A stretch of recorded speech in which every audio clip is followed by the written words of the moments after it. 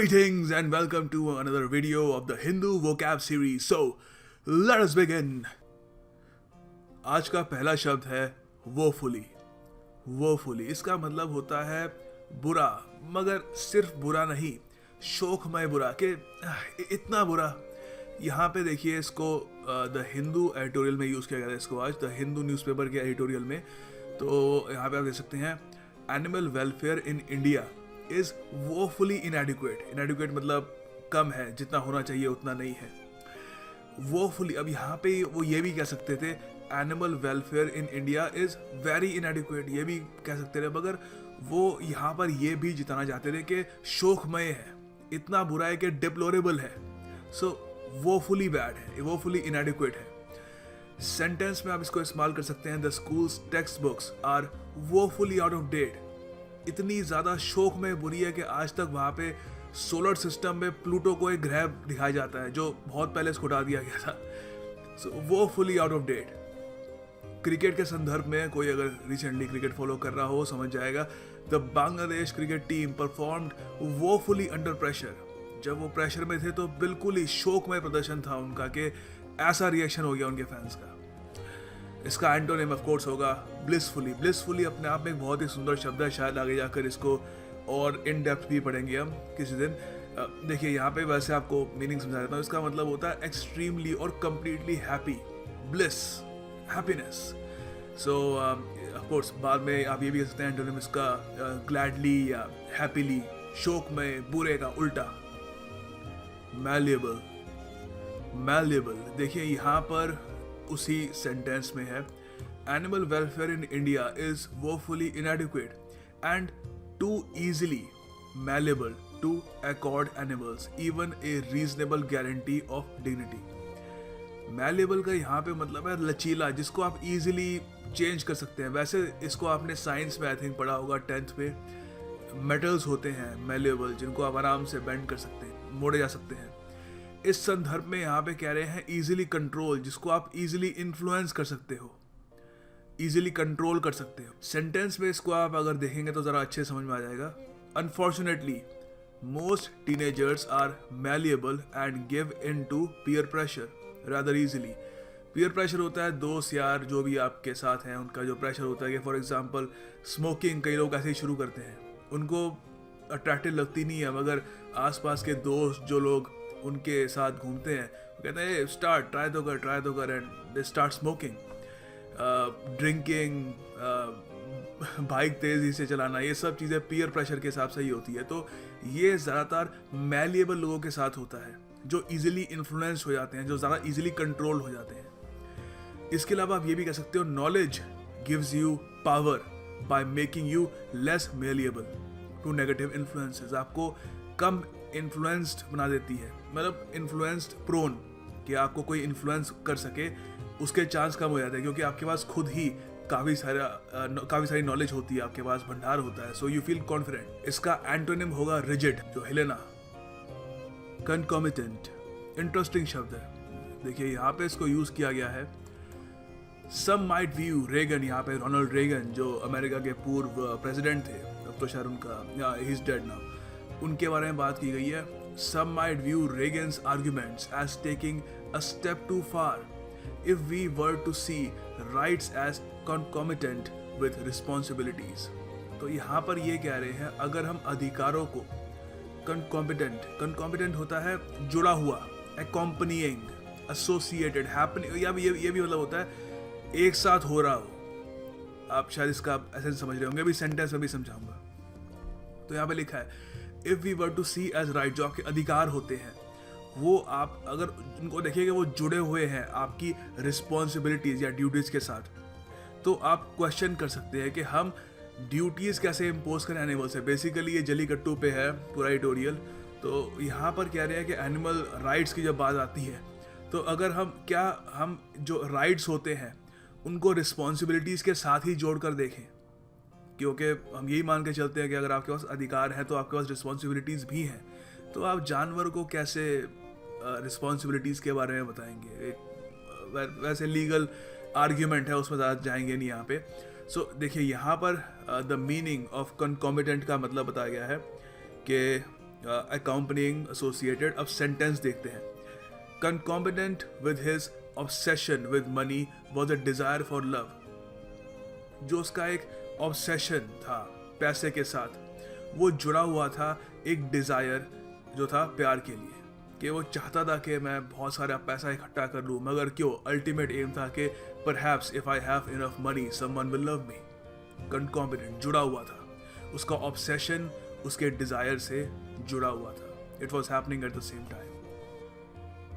Pandora's box interesting है, बहुत ही interesting word है ये. देखिए यहाँ पर ये कह रहे हैं कि बेसिकली यहाँ पे लॉ के बारे में बात कर रहे हैं कि अगर हम जल्लीकट्टू को अनकॉन्स्टिट्यूशनल बना दें तो इससे एक पेंडोरास बॉक्स खुल जाएगा. इस यहाँ पर इससे इतना बढ़िया समझ नहीं आएगा, मैं आपको और एग्जांपल से समझाता हूँ. ये पेंडोरास बॉक्स होता है कुछ ऐसा शुरुआत कर देना, किसी ऐसी चीज़ की शुरुआत कर देना जिससे बहुत सारी अनएक्सपेक्टेड प्रॉब्लम्स आ जाए, जो आप सोच नहीं रहे थे वैसी कुछ दिक्कतें आनी शुरू हो जाए. Pandora's box basically Greek mythology में एक चीज़ थी, एक बक्सा सा था, उसको हमेशा बंद रखना होता है, क्योंकि अगर आपने खोल दिया तो बड़ी सारी अनएक्सपेक्टेड प्रॉब्लम्स आ जाएंगी. यहाँ पे आप देख सकते हैं ये लेडी है, इन्होंने गलती से पेंडोरास बॉक्स खोल दिया, अब खूब सारी दिक्कतें आ जाएंगी. इसको हम इंग्लिश में सेंटेंसेस में अलग अलग तरीके से यूज़ कर सकते हैं. बहुत ही बढ़िया तरीका है एक सेंटेंस को और ज़्यादा अच्छा बनाने का. आप कह सकते हो ट्रम्प्स रिफॉर्म्स ओपनड अप एक Pandora's box of domestic problems. Donald Trump की जो रिफॉर्म्स है, जो वहाँ पे नई पॉलिसीज ला रहे हैं, उससे एक पेंडोरास बॉक्स खुल गया है ऑफ डोमेस्टिक प्रॉब्लम्स. हाँ, आप सिर्फ ये नहीं कह सकते कि एक पेंडोरास बॉक्स खुल गया है, वो थोड़ा इनकम्प्लीट लगेगा. आपको बताना होगा कि पेंडोरास बॉक्स किस चीज़ का. Pandora's box of domestic problems, economic problems, social problems, या it can be anything. Basically unexpected problems आ जाना, नई प्रॉब्लम्स आना. The next word is disdainful. Disdainful काफ़ी इंटरेस्टिंग शब्द है, मैं आपको यहाँ से भी समझा सकता हूँ और अलग से भी समझाऊंगा, अच्छे समझ में आएगा ये वाला. For to continue to subject animals to the disdainful whims of human behaviour.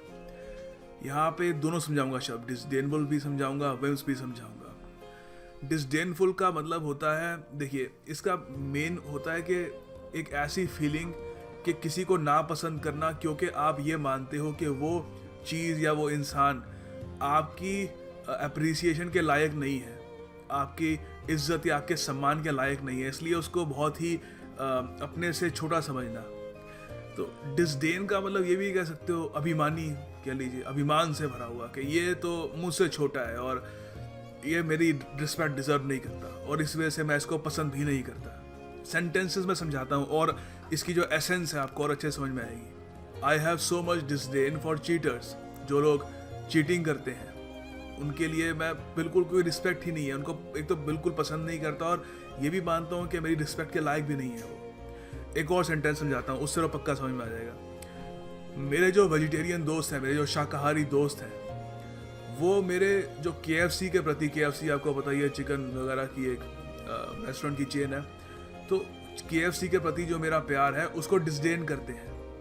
या देखिए मुझे डिसडेन नहीं करते, मगर जो मेरा KFC के प्रति प्यार है कि वहाँ पे जो उनकी चिकन जो भी रेसिपीज़ वगैरह जो होती है, डिशेज़ होती है, उसको बहुत पसंद करता हूँ मैं. सो मेरे जो शाकाहारी दोस्त हैं वो मानते हैं कि क्या यार मांस खाता है, हमारी रिस्पेक्ट के काबिल नहीं है, ये डिसडेनफुल, डिसडेन करते हैं मेरे प्यार को KFC के प्रति. सो इसका एंटोनिम होगा एडमिरेशन, रिस्पेक्ट. मैं पसंद करूंगा आप अगर डिसडेनफुल या डिसडेन पर एक सेंटेंस बनाएं, मज़ा आएगा. लोग काफ़ी सारे लोग आ गए हैं और कलरफुल सेंटेंसेस बनाते हैं, निराले सेंटेंसेस होते हैं, तो पढ़ने में मज़ा आता है. और अगर कुछ गड़बड़ हुई सेंटेंस में तो आई विल करेक्ट इट. अगला शब्द है whims.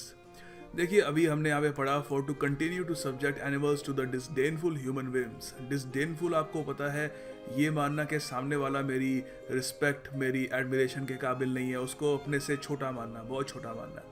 तो यहाँ पर देखिए ये कह रहे हैं कि इंसान, अब आप ये तो आपको पता ही होगा कि हम लोग जानवरों को अपने से काफ़ी लो मानते हैं. आप सड़क पे जा रहे हैं, कोई एक घोड़ा बहुत ही भारी वजन लेके जा रहा है, आपका ध्यान भी नहीं जाएगा, perhaps maybe I am wrong, पर ज़्यादातर लोगों का ध्यान भी नहीं जाएगा कि क्या कर रहा है, वो थक रहा है वगैरह, ऐसे ही है, इसकी ज़िंदगी ऐसे ही है, ये ऐसे ही करेगा। सो एक डिसडेनफुल विम्स होती है। विम्स का मतलब समझाता हूँ फिर और समझ में आएगा। विम्स होती हैं एक सडन आइडिया और एक wish, specially that can not be reasonably explained. Impulse, sentences में समझाता हूँ इसको, बहुत 3 सेंटेंसेस इस्तेमाल करूंगा इसको समझाने के लिए। I think it's really important. The police officer acted on a whim, not thinking before he violently slammed the suspect on the ground to the ground. आपको याद होगा यूएस में भी हुआ था ना, एक इंडियन ग्रैंडफादर गए थे वहाँ पे और एक पुलिस ऑफिसर ने बड़ा ही उनको जल्दी से बिना वजह ऑन अ विम उनको ज़मीन पे पटक दिया और उसकी वजह से वो कोमा में चले गए। या फिर चलिए आपने वो किस्सा नहीं भी सुना होगा, तो वैसे भी आपको इंडिया में ही ऐसे किस्से दिख जाएंगे। पुलिस ऑफिसर्स कभी कभी अपनी चला देते हैं, उनको लगता है कि मुझे एक्शन लेने की ज़रूरत है तो लाठी चला देंगे ऐसे ही ऑन अ विम, कुछ मतलब वॉलेंटली बस चला देंगे। इसको ऐसे भी आप कह सकते हो, the king needs no explanation, able to make decisions on a whim without anyone questioning his motives. राजा को किसी एक्सप्लेनेशन की ज़रूरत नहीं है, वो खुद ही ऑन एन इम्पल्स, सनक में सीधा एक डिसीजन ले लेता है बिना किसी सोच विचार के। फाइनली इसको पॉजिटिव वे में भी यूज कर सकते हो आप कह सकते हो thanks to his training as a soldier, जो एज अ फौजी उसकी ट्रेनिंग हुई थी, उसके वजह से ही उस आदमी ने he acted on a Vim, impulse में, बिना किसी सोच विचार के, बिना किसी आइडिया के उसने एक्ट किया, उसने डिसीजन लिया और अपनी वाइफ को एक्सप्लोजन से बचा पाया। ठीक है, अब यहाँ पर इस सेंटेंस में वापस आते हैं। For to continue to subject animals to the disdainful whims of human behaviour. Human behaviour की भी डिसडेनफुल विम्स होती हैं। उसको अचानक से कह दिया गधे को कि तू इतना भार उठा के चलेगा, या कोई बैल है उस पर खूब सारा बोझ डाल दिया, डिसडेनफुल, कोई ज़्यादा उस पर कोई ना रिस्पेक्ट देना है ना करना, और बस एक सडन आइडिया हो। तो यहाँ पे वो कह रहे हैं कि जस्टिस के जो बेसिक एलिमेंट्स होते हैं उसके अगेंस्ट है, उसको इग्नोर करना होगा, कि ह्यूमंस की जो डिसडेनफुल विम्स होती हैं उसी के अनुसार जानवर चले, ये उनके जो बेसिक जस्टिस की एंटाइटलमेंट्स हैं उसके अगेंस्ट है। एम्बोल्डेंड, एम्बोल्डेंड, ये शब्द यहाँ से आप सीखोगे, हमेशा याद रहेगा। देखिए यहाँ पर इजराइल और यूएस के बारे में एक आर्टिकल था पेज 10 पे द हिंदू के, तो यहाँ पे लिखा हुआ है ट्रंप के अब इलेक्ट हो जाने के बाद, and now Israeli authorities feel emboldened by the election of Donald Trump. Trump अब यूएस में प्रेसिडेंट बन गए हैं, तो उनके इलेक्शन की वजह से इजरायली एम्बोल्डेंड फील कर रहे हैं। एम्बोल्डेंड का मतलब साहस देना, एनकरेजिंग, दे फील ब्रेवर, करेज देना, क्योंकि अब एक ऐसा इंसान यूएस व्हाइट हाउस में आ चुका है जो इजराइल को समर्थन करता है और जो भी उनका कॉज है, जो उनके विचार हैं उनसे एग्री करता है। ओबामा के साथ थोड़ा बहुत के डिफरेंसेस थे इजराइल के, सो दे फील एनकरेज कि अब हमारा बंदा आ गया वहाँ पे। आप सेंटेंस में यूज़ कर सकते हो, आप बहुत तरीके से यूज़ कर सकते हो। I was emboldened to see my friend willing to help me. आप चाहे तो इसका सेंटेंस भी बना सकते हैं कमेंट बॉक्स में, आई वुड करेक्ट इट अगर कुछ गड़बड़ हुई तो। इसका एंटोनिम होगा disheartened, discourage. The next word is flouted. यहाँ पे बहुत ही सिंपल तरीके से यूज़ किया है। सुब्रमण्यम स्वामी जी, आपको पता है, कांग्रेस से काफ़ी प्यार है उनका, तो यहाँ पे लिखा है टाइटल में, Swamy gets 2 weeks to prove Chidambaram flouted law. Swamy ji को 2 हफ्ते दिए गए हैं कोर्ट द्वारा, आई अस्यूम, कि उनको साबित करना है कि चिदम्बरम ने फ्लाउट किया लॉ का अनादर किया, रिफ्यूज टू ओबे, डिफाई किया लॉ को। सेंटेंस में आप ऐसे भी यूज़ कर सकते हो कि जो गाइडलाइंस होती हैं, सेफ्टी गाइडलाइंस, वो एक वजह की वजह से, एक वजह है उनकी एग्जिस्ट करने की, they exist for a reason, and if you flout them there would be serious consequences. अगर आप उसका अनादर करते हो सेफ्टी गाइडलाइंस का, तो उसके नतीजे भुगतने होंगे आपको। इसका एंटोनिम होगा ऑफ कोर्स रिस्पेक्ट करना या ऑब्जर्व करना। ऑब्जर्व हमेशा ये नहीं होता कि देखना, ऑब्जर्व भी एक रिस्पेक्ट करना जैसा ही शब्द है। The last word for the day is irreconcilable. Irreconcilable, देखिए इसका मतलब होता है कि देखिए यहाँ पे पहले यूज़ कैसे किया है। सदगुरु एक बहुत ही बड़े स्पिरिचुअल गुरु हैं, उन्होंने कहा है द सेक्रेड, जो सेक्रेड होता है, पवित्र होता है, and the secular, are the two irreconcilable, इनका ओपिनियन है कि ये दो ऐसे टाइटल्स हैं, जो ऐसे शब्द हैं जो एक साथ नहीं हो सकते, इनकम्पैटिबल है, एट ऑड्स है। एक तरीके से आप एक साथ उनको नहीं रख सकते, ठीक है। इसको सेंटेंस में इस्तेमाल करता हूँ, आपको बिल्कुल क्लियर हो जाएगा इससे, crystal clear. The capitalist and the communist views on economies are irreconcilable. Economies कैसे चलाई जानी चाहिए, उस पर कैपिटलिस्ट का अलग व्यू है, कम्युनिस्ट का अलग व्यू है। वो मानते हैं कि खुला छोड़ दो प्राइवेट कंपनीज को, जो होगा उनकी मर्जी। कम्युनिस्ट कहते हैं नहीं, सब कुछ सरकार के पास होगा, स्टेट ओन्स एवरीथिंग।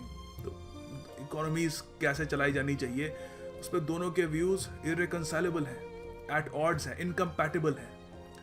इसका एंटोनिम ऑफ कोर्स सिंपल है, इनकम्पैटिबल का उल्टा कंपैटिबल, सिमिलर, एक जैसे। Alright, so some MCQ time, spot the error. आपको एरर स्पॉट करना है।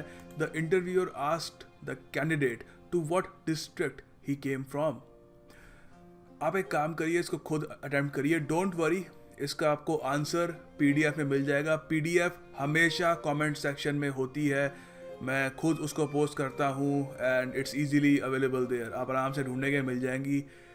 Good luck. Question number 2, he is taller than me. No error. कहाँ पे एरर है, आप एक बार वीडियो पॉज करके अटेम्प्ट करिए, फिर मैं बताता हूँ। बहुत ही क्लासिक क्वेश्चन है, बहुत बार रिपीट हो चुका है।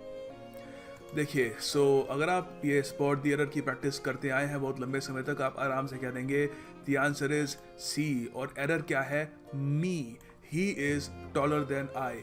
एक क्लासिक इंग्लिश प्रॉब्लम है, बहुत ही लंबे समय से डिस्प्यूट है कि यहाँ पे आई आना चाहिए या मी आना चाहिए, मगर जो रिटन इंग्लिश होती है उसमें हम आई कहते हैं। ऑफ कोर्स स्पोकन इंग्लिश में आपको 90% जो नेटिव इंग्लिश स्पीकर्स होंगे वो आपको मी बोलते हुए सुनाई देंगे।